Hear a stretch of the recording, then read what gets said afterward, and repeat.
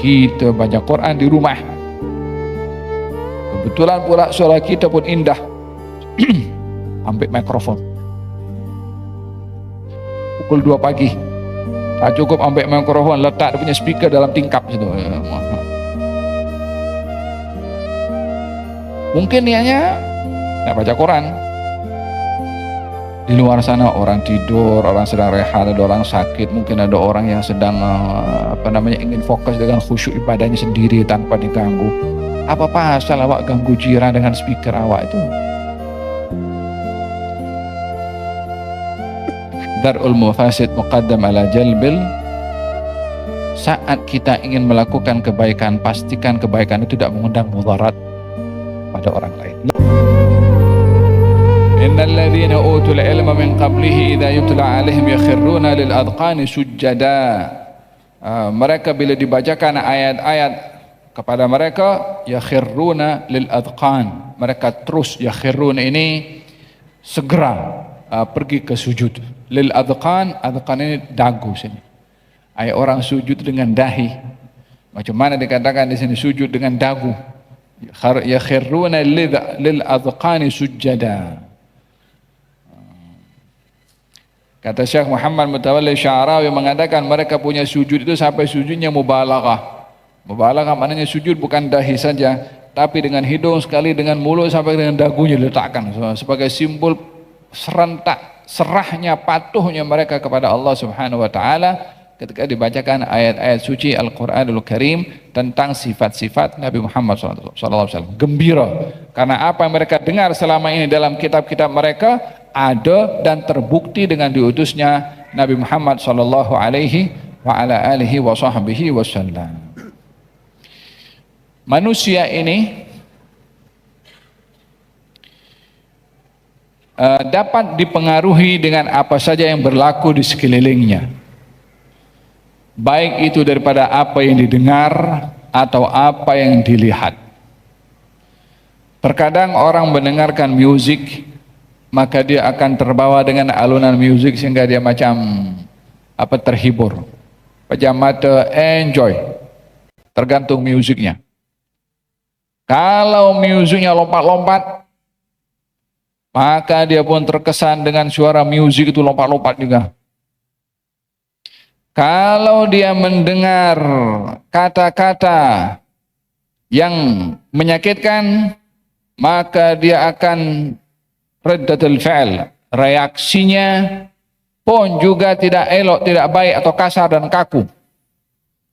Kalau dia mendengar kata-kata yang baik, mungkin kepalanya berbunga-bunga. Jadi manusia ini terkesan dengan apa yang didengar. Bergantung apa yang didengar itu baik atau sebaliknya. Manusia juga tergantung dengan apa yang dilihat. Melihat orang sakit akan tersentuh hatinya, kasihan dia.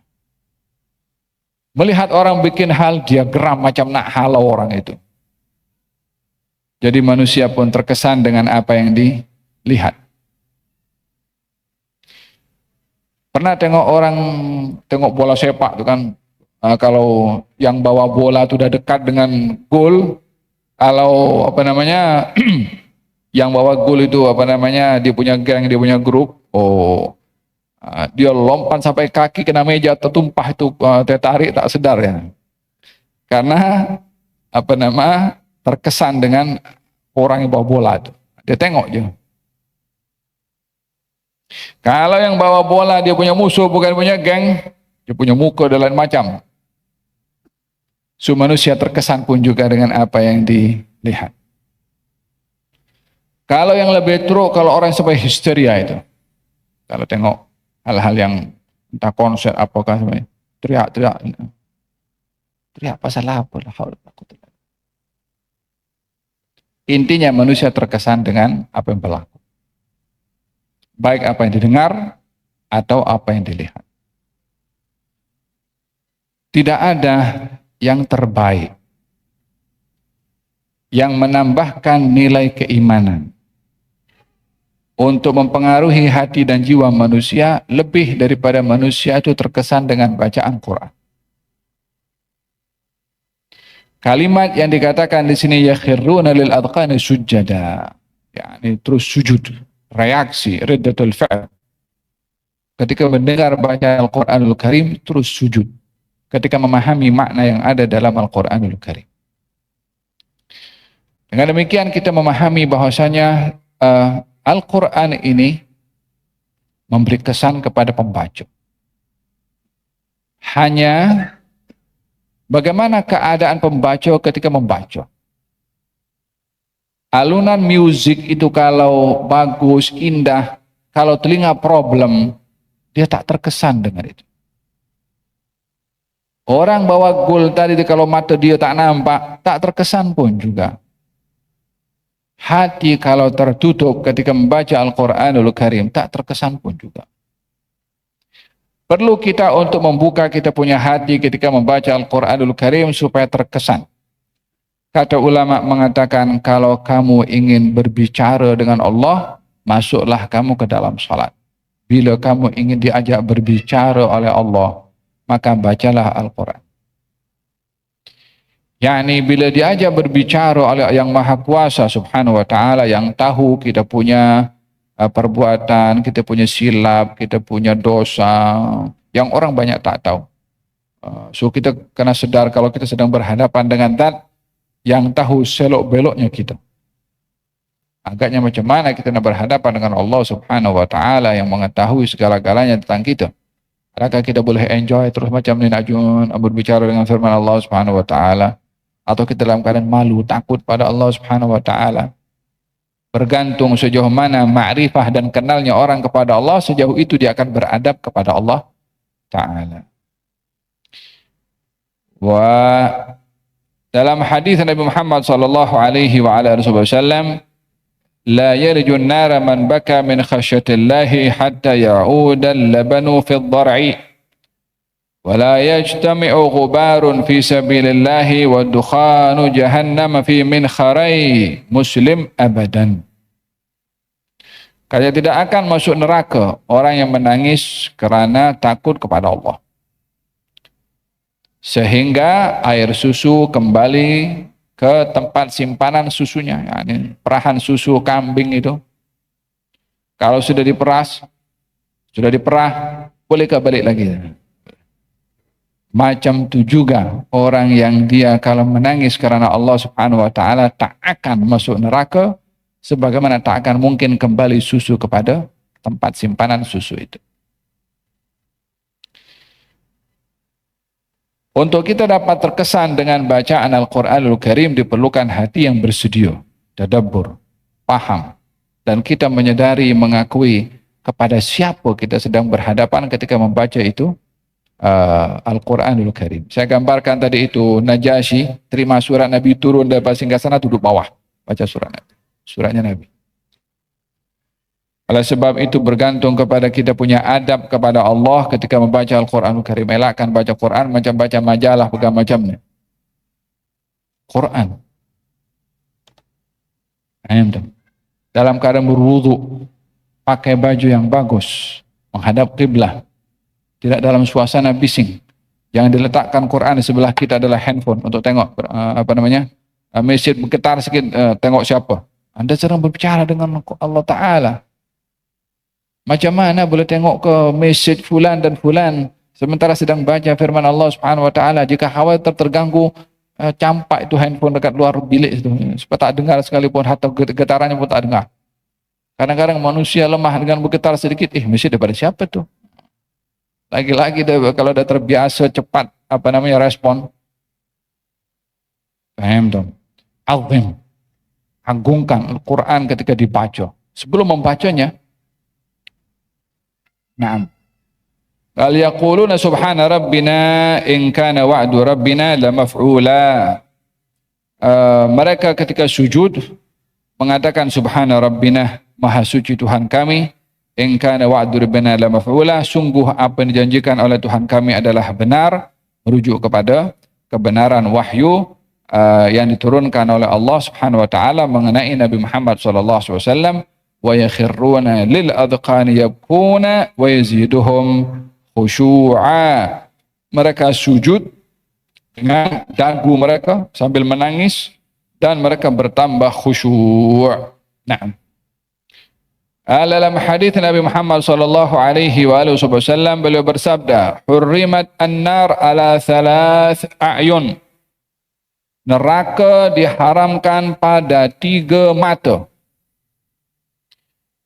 Ainun bakat min khasyatillah, mata yang menangis kerana takut pada Allah. Ainun saharat fi sabilillah, dan mata yang berjaga malam di jalan Allah. Wa ainun ghaddat an maharimillah, dan mata yang dijaga daripada melihat hal-hal yang diharamkan oleh Allah. 3 mata yang tidak akan disentuh oleh api neraka. Yani kalau mata tak disentuh oleh api neraka, maknanya orang itulah tak disentuh oleh api neraka disebabkan perbuatan matanya. Inna sam'a wal basara wal fuada kullu ulaika kana anhu mas'ula. Sesungguhnya pendengaran dan penglihatan serta hati akan disoal oleh Allah Ta'ala pada perbuatannya. Anggota badan manusia ini ada perbuatan yang nampak dan perbuatan yang tak nampak. Perbuatan yang nampak, perbuatannya dilakukan oleh anggota badan kita seperti tangan dan gerakan tubuh badan sembahyang, memberi, melangkah kaki ke masjid. Ada anggota badan yang kita gunakan tak ada siapa yang tahu kecuali kita. Kita pandang orang. Pandangan itu pandangan sinis atau pandangan hormat. Makna pada pandangan dinilai oleh Allah Subhanahu wa taala. Ya'lamu kha'inatal a'yun wa ma tukhfis sudur. Allah Subhanahu wa taala memahami khianatnya mata dan apa yang disimpan oleh hati. Dalam Al-Qur'anul Karim Allah Subhanahu wa taala menceritakan tentang perbuatan orang-orang kafir. Wa yakadul ladzina kafaru la yuzliqunaka bi absarihim lamma sami'u dzikra. Orang-orang kafir itu menggunakan matanya untuk memudaratkan Nabi dengan matanya. Kita tahu kan orang kata kena mata. Orang kafir tu berharap mudah-mudahan mata aku ini termasuk mata yang boleh mengenakan kepada Nabi Muhammad sallallahu alaihi wasallam. Manalah orang boleh tahu dia guna matanya? Orang boleh kena mata tak tahu mata siapa. Tapi orang kafir itu sampai karena tak boleh berjaya untuk memudaratkan Rasulullah dengan tubuh badan karena Nabi banyak dikelilingi oleh keluarga dan beberapa sahabat, maka mereka berusaha untuk memudaratkan kepada Nabi dengan matanya. Jadi ketika mata ini digunakan, makna pada penggunaan mata itu dinilai sebagai satu perbuatan. Ima ibadah kalau dia memandang dengan baik, atau dengan dia dosa karena memandang orang dengan hina. Yang kedua adalah amal yang tidak dapat diketahui oleh orang lain adalah amal kita punya hati, ikhlas, ya kan, tawadhu, hasad, bangga diri, sombong, semua amalan hati. Dia tak boleh diukur dengan perbuatan seseorang. Ayo orang itu pakai kereta bagus, membazir, sombong, belum tentu. Boleh jadi yang pakai kereta murah pun sombong juga. Karena ukuran sombong bukan diukur dengan apa dia pakai, apa dia guna, dan apa dia punya penampilan. Dia sifat dalam hati yang antara dia dengan Allah Subhanahu wa taala yang tahu. Oleh sebab itu, bila kita berinteraksi dengan Allah Subhanahu wa taala, melalui interaksi kita dengan mana-mana makhluknya Allah, jangan berfikir kita boleh bersembunyi dari Allah. Ya, dengan orang kita boleh bersembunyi, kita orang tak tahu. Tapi dengan Allah Subhanahu wa taala, ya, walaqad khalaqnal insan wa na'lamu ma tuwaswisu bihi nafsuhu wa nahnu aqrabu ilaihi min hablil warid. Kami yang cipta manusia, kami juga yang tahu isi hatinya. Fil hadis dalam Sahih Al-Bukhari, Qala awwal man tusa'ar bihin nar yaumil qiyamah. Orang pertama dicampakkan dalam api neraka di hari kiamat nanti 3. 1, orang alim dan orang baca Quran. Yang kedua, orang bersedekah. Yang ketiga, orang yang berjihad. Oh, macam mana orang alim masuk neraka? Orang baca Quran masuk neraka? Orang bersedekah masuk neraka? Dan orang berjihad masuk neraka? Bahkan orang pertama juga digolongkan dalam campakkan dalam neraka. Wala'iyadzubillah. Dipanggil untuk dibuktikan. Lalu apa kamu buat di dunia? Katanya, aku mengajar keramu ya Allah. Orang baca Quran tanya, apa kamu buat di dunia? Aku baca Quran keranamu ya Allah. Dijawab kepada dia, penipu. Engkau mengajar supaya orang puji engkau, orang alim. Orang pun dah puji engkau. Itu menjadi tujuan, itu menjadi nawaitu. Fasuhiba bihi ilan nar. Campakkan dalam neraka. Bukankah dia beribadah? Apa itu definisi ibadah? Bukankah amal ibadah itu adalah amal ibadah memenuhi perintah Allah kerana Allah? Karena Allahnya itu yang menjadi satu ibadah. Kalau dilakukan bukan karena Allah Subhanahu wa taala, bukan ibadah. Walaupun nampaknya perbuatan itu seperti ibadah. Setiap perbuatan baik itu ibadah. Tapi setiap perbuatan ibadah itu baik. Tapi belum tentu perbuatan baik itu ibadah. Kalau ibadah adalah amal baik yang diniatkan karena Allah, niat dalam hatinya. Tapi orang berbuat baik belum tentu ibadah. Orang nampak berbuat baik, bersedekah, berbuat baik, ihsan, tapi niatnya sombong, takabur, riya dan macam-macam. Orang nampak perbuatan baik tapi bukan ibadah. Wa man kana yarju liqa'a rabbih falyamal 'amalan shalihan wa la yusyrik bi ibadati rabbih ahada. Barang siapa yang ingin pahala dari Allah Subhanahu wa taala, hendaklah beramal saleh, amal baik. Kemudian wala yusyrik bi ibadati rabbih. Ketika beribadah tidak menyekutukan bersama dengan Tuhannya apapun juga. Itu amalan hati. Orang yang bersedekah ditanya, apa kamu buat? Kan orang baca Quran ditanya, apa kamu buat? Aku baca Quran kerana-Mu ya Allah. Kan penipu. Engkau baca Quran supaya orang puji suara kamu indah. Orang yang bersedekah ditanya, apa kamu buat? Aku bersedekah di jalan-Mu ya Allah. Penipu. Engkau bersedekah supaya orang puji engkau seorang yang generous. Seorang berjihad ditanya, apa kamu buat? Katanya, aku berjihad di jalan-Mu ya Allah. Kau penipu. Kau berjihad supaya orang puji engkau seorang pemberani. Dan amalan di dalam hati yang merosakkan amal ibadah yang nampak dia adalah amal yang baik, dirosak oleh niat yang tidak baik. Hada berkenaan dengan pentingnya untuk beribadah kepada Allah terus secara zahir dan juga secara ikhlas dalam hati. Wa yakhruna lil adqani yabkuna wa yaziduhum khusyu'a. Mereka sujud ketika mendengarkan bacaan ayat Al-Qur'an, menangis karena takut kepada Allah dan bertambah khusyuk kepada Allah Subhanahu wa taala. Qul ud'ullaha aw ud'ur rahman ayyamma tad'u falahul asmaul husna. Baginda Rasulullah satu hari salat sujud dan mengatakan, ya Allah ya Rahman, ya Allah ya Rahman. Kata-kata ini didengar oleh Abu Jahal. Katanya, Muhammad larang kita sembah Tuhan lebih daripada satu. Dia pun punya Tuhan lebih daripada satu. Dari mana Tuhan? Itu Allah dan Rahman. Cari-cari salah. Kalau sembahan mereka ada Lata, ada Hubal, ada Uzza, ada macam-macam, ada 360 berhala. Dan masing-masing ada namanya. Dijawab oleh Allah Subhanahu wa taala tuduhan Abu Jahal, mengatakan qul ud'ullaha aw ud'ur rahman. Ini katakan, wahai Rasulullah Muhammad, berdoalah, beribadahlah, sebutlah nama Allah atau nama Ar-Rahman, ayyama tad'u, apa saja yang kamu sebut bagi Allah adalah asmaul husna. Dalam hadis Nabi Muhammad SAW, beliau bersabda, inna lillahi tis'atan wa tis'ina isman mi'atun illa wahidah illa wahid. Allah punya 99 nama, 100 kurang 1.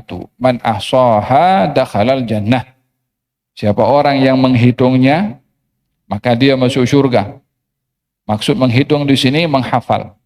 Maksud menghitung ini berdoa kepada Allah dengan nama-nama Asmaul Husna. Maksud menghitung atau menghafal di sini menghayati makna yang ada pada sifat tersebut. Untuk mengenali Allah lebih dalam melalui sifat-sifatnya. Tidak mungkin orang boleh kenal pada Allah melalui zatnya, karena apa yang ada pada zat di luar kemampuan apapun juga yang ada pada alam semesta. Orang boleh kenal Allah melalui sifat, orang boleh kenal Allah melalui ciptaannya.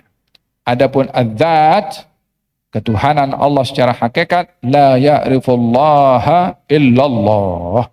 Tak ada orang kenal Allah kecuali Allah sendiri. Selain daripada itu hanya boleh mengenali Allah melalui sifatnya.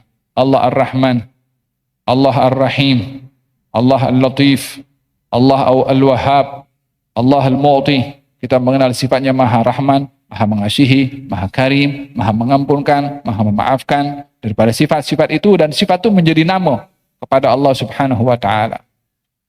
Tapi hakikatnya hanya Allah Subhanahu wa Ta'ala yang tahu. Bila dihimpun semua ilmu yang ada pada makhluk ini, semua ilmu makhluk ini tentang Allah seperti ilmunya para anbiya, para rasul, mengetahui tentang Allah Subhanahu wa Ta'ala dibandingkan dengan hakikatnya Allah, ia umpama satu butir pasir di tengah-tengah padang pasir. Tak ada siapa yang boleh mengenal hakikatnya Allah kecuali Allah Ta'ala. La ya'rifullaha illallah. Tapi untuk mengenali Allah Subhanahu wa Ta'ala satu dengan yang lainnya, mengikut kadar ma'rifahnya kepada Allah melalui sifatnya, tafakur akan ciptaannya, ya, yang itu seorang akan sampai kepada ma'rifah kepada Allah Subhanahu wa Ta'ala mengikut ilmu yang diberi oleh Allah. Bukan itu hakikat dia tahu tentang Allah Subhanahu wa Ta'ala. Qulit Allah awid Ar-Rahman ayyamma tad'u falahul asmaul husna. Oleh hada dianjurkan kita berdoa itu dalam doa menyebut nama Allah dalam asmaul husna. 1, 2, 3. Jangan kita berdoa kepada Allah, ya Allah beri kau sehat. Ya Allah ya Rahman. Ya Allah ya Rahim. Ya Allah ya Mu'ti. Ya Allah ya Wahhab. Puji Allah Subhanahu wa Ta'ala. Orang yang berdoa kepada Allah tanpa memuji kepada Allah dikatakan dia tergesa-gesa, terburu-buru. Kalau tidak menyebut nama-nama Allah Subhanahu wa Ta'ala, walillahil asmaul husna fad'uuhu biha. Allah memiliki nama-nama yang baik, berdoalah dengan menggunakan nama-nama yang baik tersebut. Ayyamma tad'u falahul asmaul husna wala tajhar bi salatika wala tukhafid biha wabtaghi baina dzalika sabila. Jangan kamu menguatkan bacaanmu wahai Rasulullah Muhammad, dan jangan pula kamu rendahkan bacaanmu. Hendaklah kamu melakukannya sederhana, tak kuat, tak rendah. Baginda Rasulullah ketika berada di Mekah, bila berdoa, bila bermunajat, bila membaca Quran, dikuatkan bacaan itu sehingga menyebabkan orang-orang musyrik mengganggu kepada Rasulullah, mengolok-olok kepada Rasulullah, memain-mainkan dan memperlekehkan Quran yang dibaca oleh Rasulullah.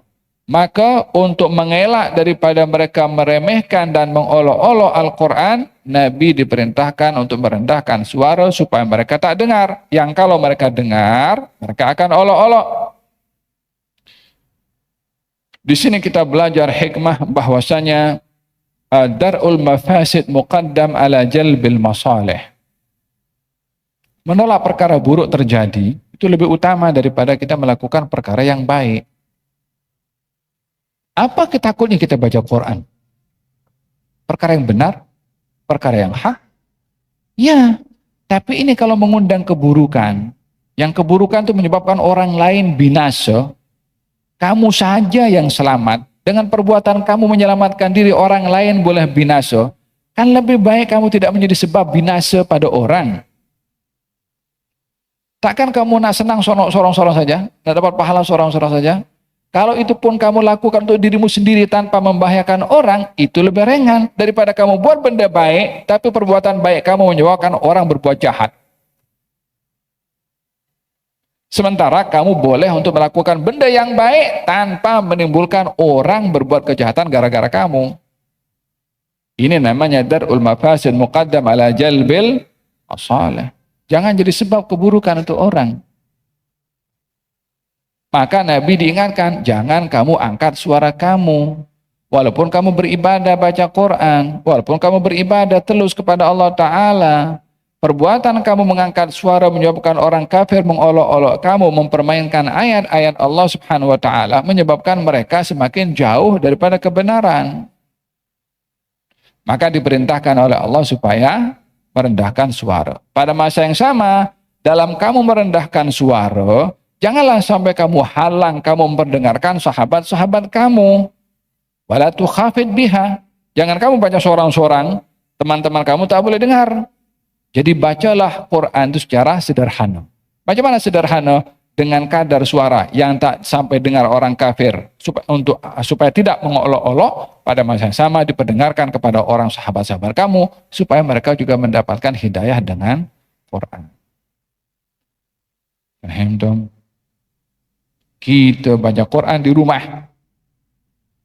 Kebetulan pula suara kita pun indah. Ambil mikrofon. Pukul 2 pagi. Tak cukup ambil mikrofon, letak dia punya speaker dalam tingkap situ. Mungkin niatnya nak baca Quran.